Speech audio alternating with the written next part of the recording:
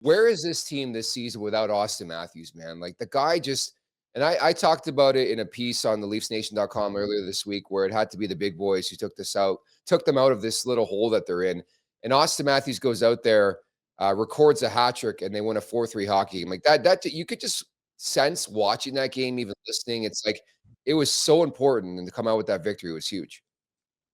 Yeah, it really was. There's one guy you can't knock. You know, he is paid to put that puck in the net, and god damn it, does he put the puck in Oh, the net. And you know, my brother was at the game last night, and he doesn't watch or follow the Leafs all that hard. He chirps off a bunch, and we go back and forth. But I said, "How about Matthews?" And he said, "Oh my God, is that guy a horse? Like, just an incredible talent. His shot."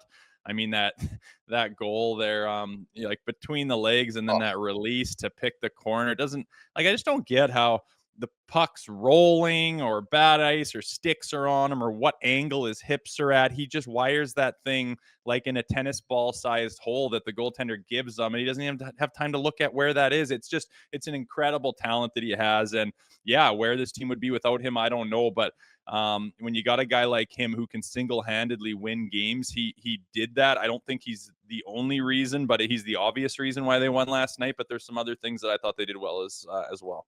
man, they're gonna start calling him MV Poppy. Like I Hmm. just think the knack for the dramatics. And again, they needed a big time performance, and they need goals right now. I don't think like Martin Jones was fine, but again, they almost tie the game. They almost blow another lead. Like it's crazy. The margin for error is razor thin in this league. Where today we almost have to come in and talk about another blown lead.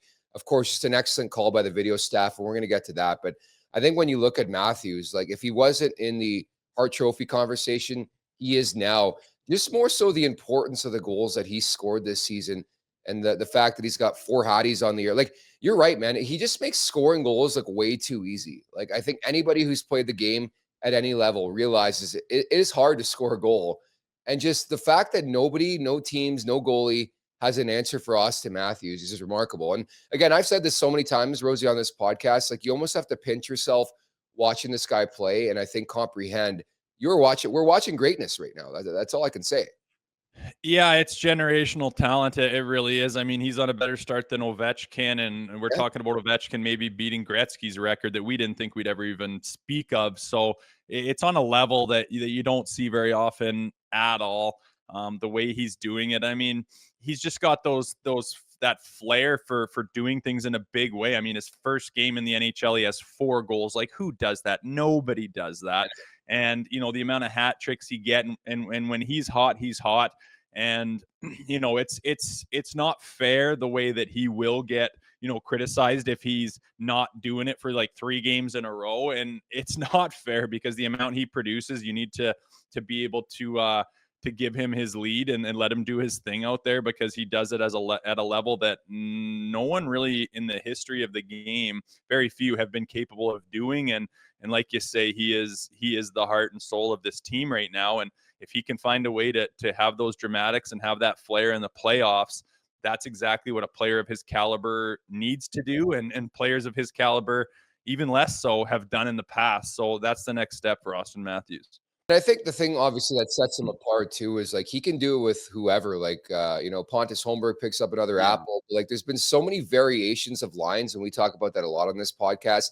It does not matter to Auston Matthews. Like he's an elite company where he can drive the play no matter who's on. Like I think Noah Gregor was on with one of the goals. Like it really doesn't matter. And to me, I think you look at all the great players in the league, they create offense for themselves. And I think obviously Matthews is on that short list. Yeah, you certainly can't look at him and say, "Oh, well, if he didn't play with so and so, would he be Yeah. as good of a player?" Which you can do with other players throughout True. the league, and guys do lose their wingman, and all of a sudden they're not the same guy. And Auston Matthews is certainly not that. I mean, his one goal there last night, Noah Gregor basically flubs the puck. It's basically a turnover, and he gets just to whack it behind Austin's ass. So what does he do? Goes through the legs, splits the D-man, loads it up in stride, and absolutely fucking wires it top corner. Like it's grotesque, man, what this guy can do.